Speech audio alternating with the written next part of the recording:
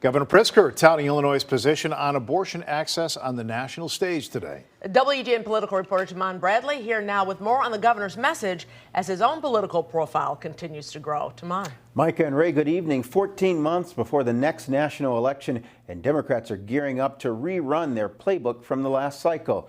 They want to talk about abortion rights to anyone willing to listen. Governor J.B. Pritzker back in the national spotlight, placing abortion rights front and center. The Dobbs decision just made me angry.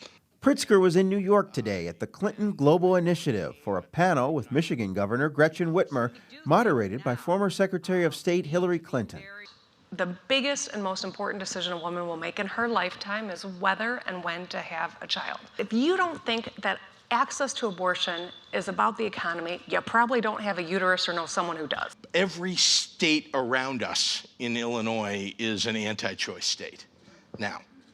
And that means that we've had a massive increase in the number of women who are seeking just to exercise their fundamental rights, their reproductive rights. Across the country, Democrats running for office at every level of government are leaning into the fight for abortion rights after the most recent national election proved it's a winning issue, motivating women and young voters. While the majority of Democratic politicians support abortion rights, Republicans remain divided on the topic. What I think is challenging for the Republicans is that the main Republican candidates for president don't agree on how to handle the abortion issue. Some are advocating for a national ban. Others are talking about keeping it at the state level and letting the state officials decide, which is what Dobbs says should happen.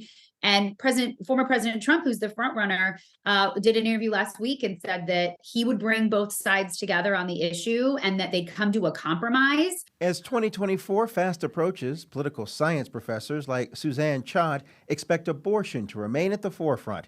She says the Supreme Court's ruling overturning Roe v. Wade reset American politics. This was a catalyzing event for particularly young women and young women of color who've been locked out of the process before. And I don't see that changing anytime soon. Lots of eyes were on this panel today because Pritzker and Whitmer are considered Democratic rising stars, well positioned to run for president in the future, and voters are watching how they handle the abortion issue.